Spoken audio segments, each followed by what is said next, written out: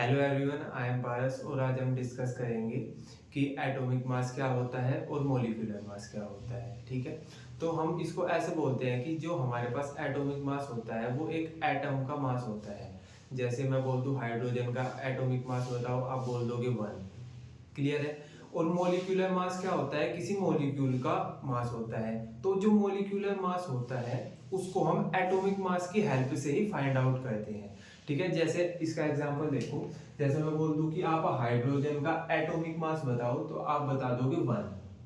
ठीक है, 1 AMU। AMU क्या होता है अभी हम समझेंगे। ठीक है, तो ये एटॉमिक मास हो गया हाइड्रोजन का। अब अगर मैं आपको बोल दूं कि आप H2 का मॉलिक्यूलर मास बताओ, क्योंकि H2 मॉलिक्यूल है। ठीक है, तो आप कैसे बताओगे, 2 into atomic mass of hydrogen कितना होता है 1, तो ये हो जाएगा 2 AMU।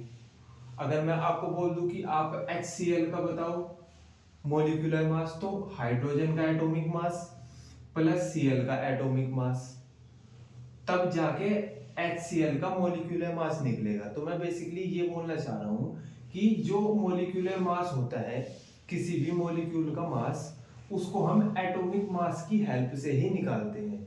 ठीक है, तो बेसिकली आपको ये समझना है सिंपल सा कि जो एटॉमिक मास होता है वो एक एटम का मास होता है, मॉलिक्यूलर मास मॉलिक्यूल का मास होता है। और जब हम मॉलिक्यूलर मास को फाइंड आउट करते हैं तो हमें एटॉमिक मास की हेल्प लगती है। ठीक है, तो अभी हम इसके एग्जांपल देखेंगे कि हमारे पास जो मॉलिक्यूलर मास होता है उसको हम कैसे फाइंड आउट करेंगे। अभी हम क्वेश्चन करेंगे। ठीक है, उससे पहले आप ये समझो कि बेसिकली जो हमारे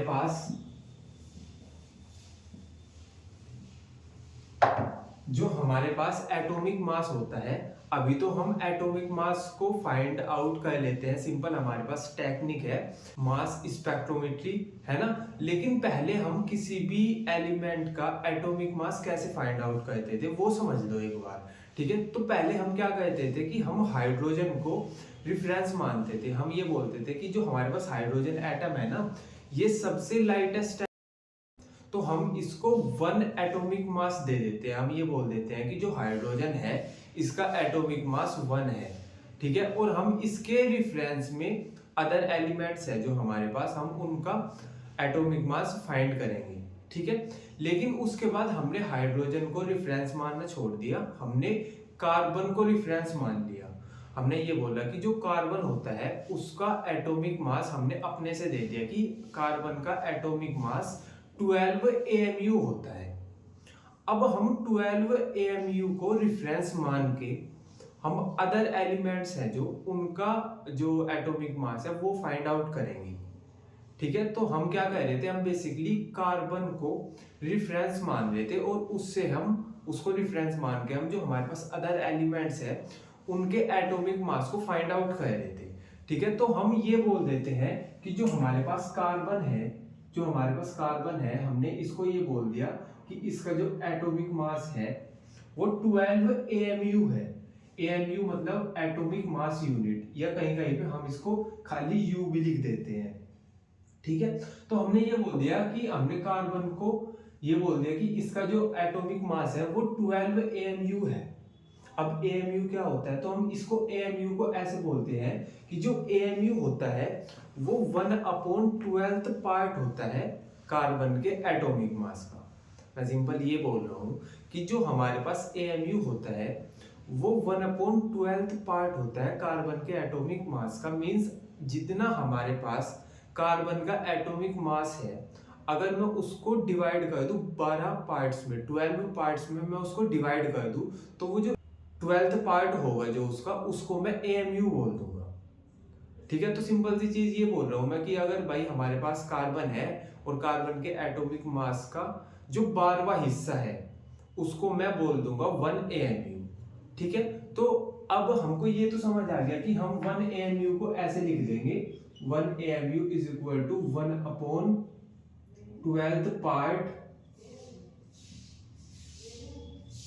part of atomic mass of carbon.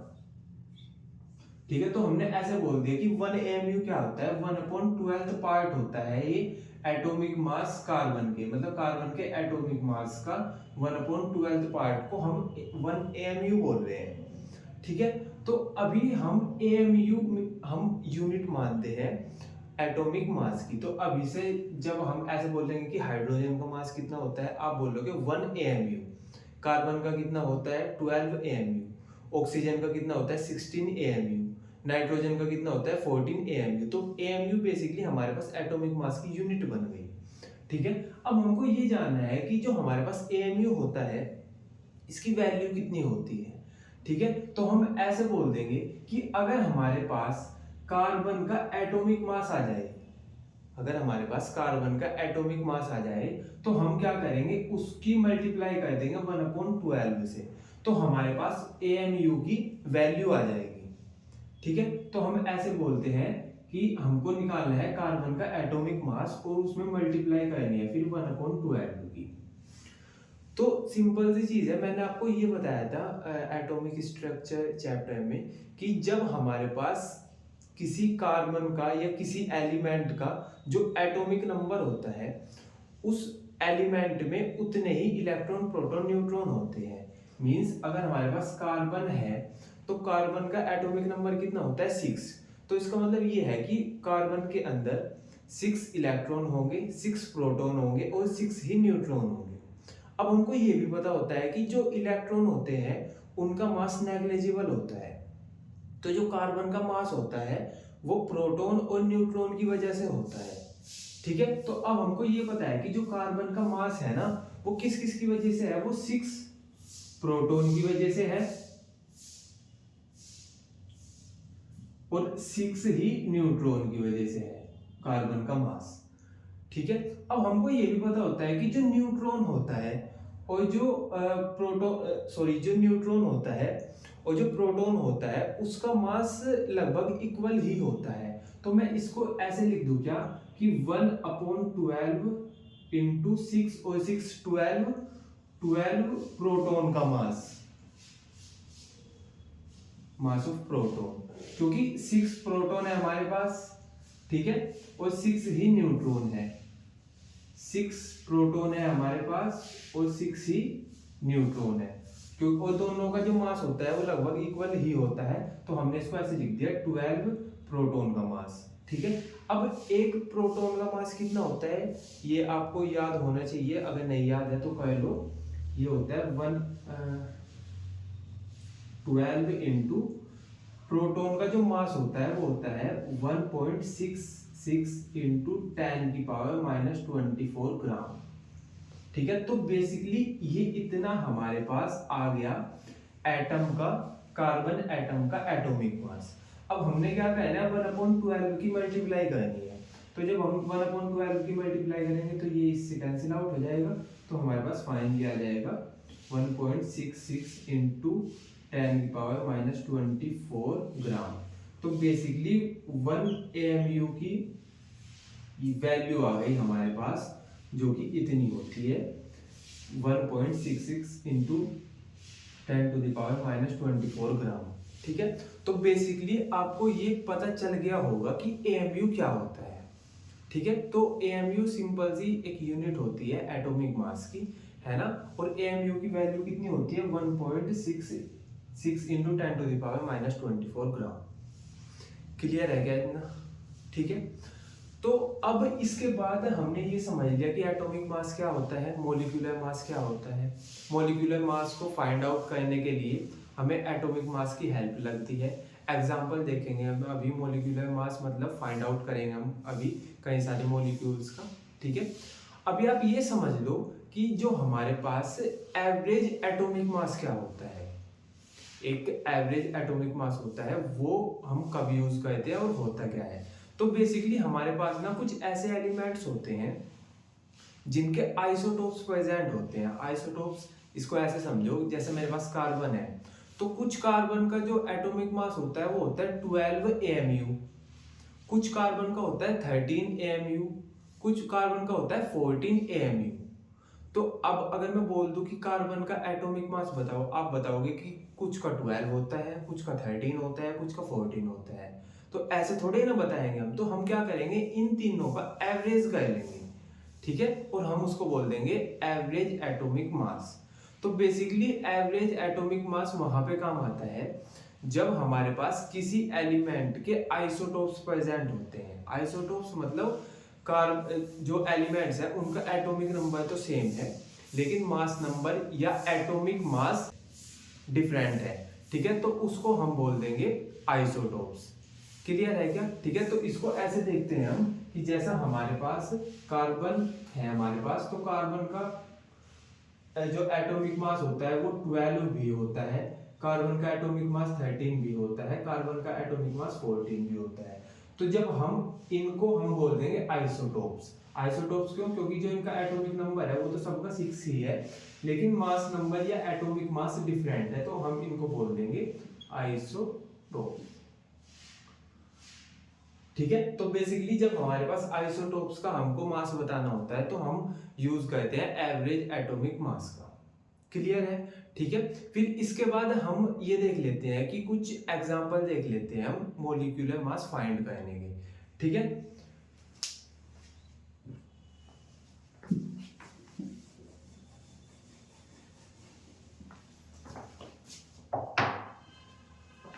देखो अब आप मेरे को ना इनका ना मॉलिक्यूलर मास फाइंड आउट करके दिखाओ। पहले तो आप निकाल दो, हमारे पास है H2, इसका मॉलिक्यूलर मास फाइंड आउट करो। तो कैसे करेंगे? हमने कहा 2 into atomic mass of hydrogen plus atomic mass of oxygen. तो हमने क्या किया, हमको H2O का मॉलिक्यूलर मास निकालना है, तो हम क्या करेंगे 2 into atomic mass of hydrogen plus atomic mass of oxygen. ठीक है, तो अब हमने देखा कि एटॉमिक मास हाइड्रोजन का कितना होता है 1 AMU और plus atomic mass of oxygen का कितना होता है 16 AMU। तो इसको जब हम ऐड करेंगे तो ये हो जाएगा 18 AMU। तो मैं चाहे ऐसे लिख दूं 18 AMU या मैं ऐसे लिख दूं 18 खाली U। ठीक है, तो दोनों चीज सिमिलर ही है। क्लियर है क्या? तो अब आपको ये पता चल रहा होगा कि अगर हमको H2O का मॉलिक्यूलर मास फाइंड आउट करना है तो हमको एटॉमिक मास की हेल्प से ही करना पड़ेगा। क्लियर है क्या? ठीक है, तो ये हो गया हमारे पास H2O का मॉलिक्यूलर मास।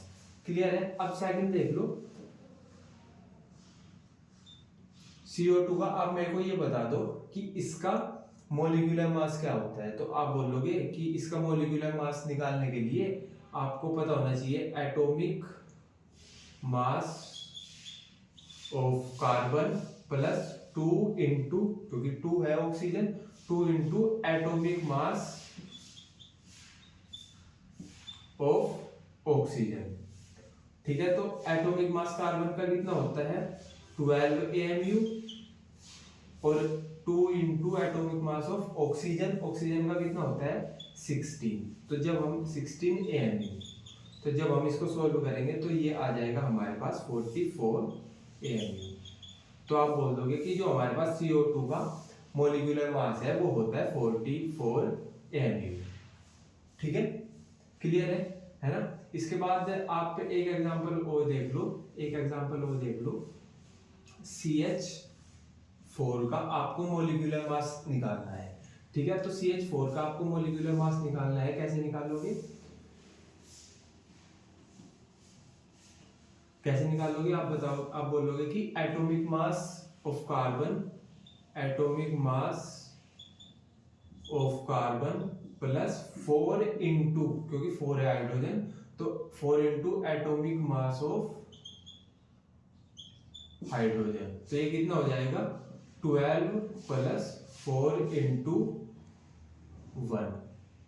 ठीक है, तो इसको ऐड करोगे तो ये आ जाएगा 16 AMU। क्लियर है क्या?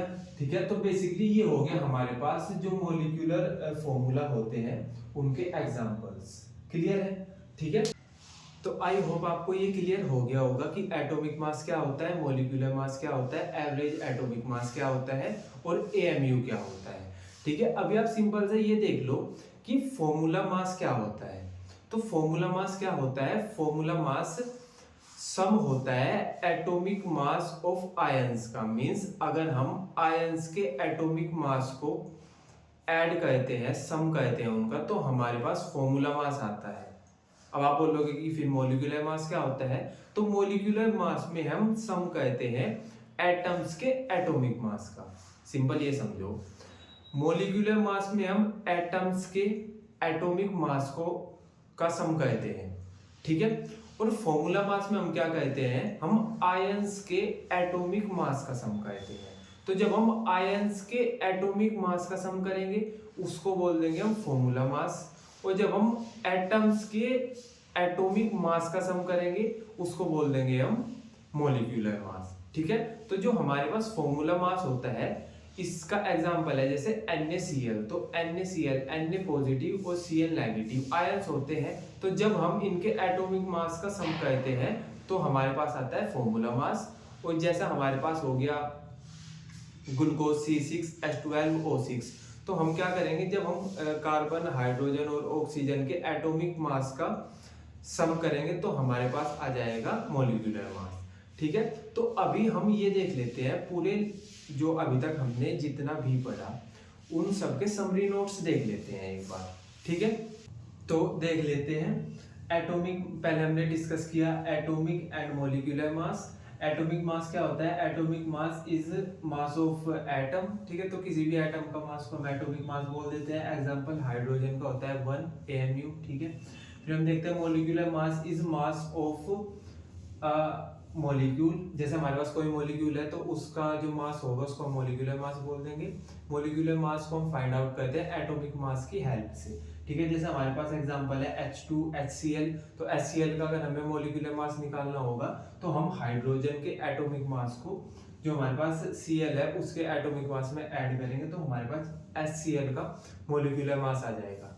क्लियर है, ठीक है। इसके बाद देखते हैं हम कि how to find atomic mass. हम बेसिकली एटॉमिक मास को फाइंड आउट कैसे करते हैं। तो आज के टाइम पे तो हमारे पास मास स्पेक्ट्रोमेट्री टेक्निक है जिसकी हेल्प से हम इजीली फाइंड आउट कर लेते हैं किसी का भी एटॉमिक मास। लेकिन पहले हम earlier hydrogen was taken as a reference, तो पहले हमने हाइड्रोजन को रेफरेंस मान लिया था और हाइड्रोजन को रेफरेंस मान के हमने बाकी सारे एलिमेंट्स का एटॉमिक मास फाइंड आउट किया था। उसके बाद हमने carbon 12 is taken as reference, तो उसके बाद हमने कार्बन 12 को एटॉमिक मतलब कार्बन 12 को रेफरेंस माना और उसको रेफरेंस मान के हमने अदर एलिमेंट्स का एटॉमिक मास फाइंड आउट किया, ठीक है। फिर हमने देखा कि 1 AMU क्या होता है, तो हम 1 AMU को ऐसे बोलते हैं कि 1/12 the mass of carbon 12 atom.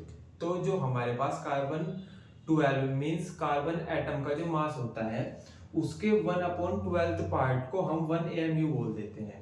फिर 1 AMU की वैल्यू अभी मैंने फाइंड आउट करके दिखाई थी आपको, वो आई थी 1.66 × 10⁻⁻24 ग्राम, ठीक है। फिर हमने उसके बाद डिस्कस किया एवरेज एटॉमिक मास, तो इसको बोलते हैं lot of elements exist in multiple isotopes. तो बहुत सारे एलिमेंट्स के मल्टीपल आइसोटोप्स होते हैं। जैसे हमारे पास कार्बन है तो कार्बन का कुछ कार्बन का एटॉमिक मास 12 होता है, कुछ का 13 होता है, कुछ का 14 होता है, ठीक है।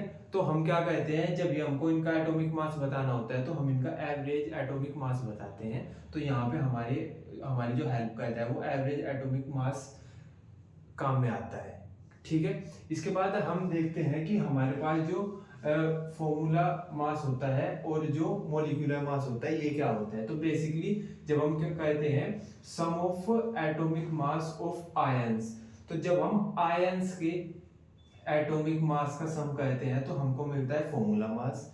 इसका एग्जांपल है NaCl, तो NaCl आयनिक कंपाउंड है, Na positive Cl negative ions होते हैं। तो जब हम इन आयंस के एटॉमिक मास को सम करेंगे तो हमको मिलेगा फॉर्मूला मास, ठीक है।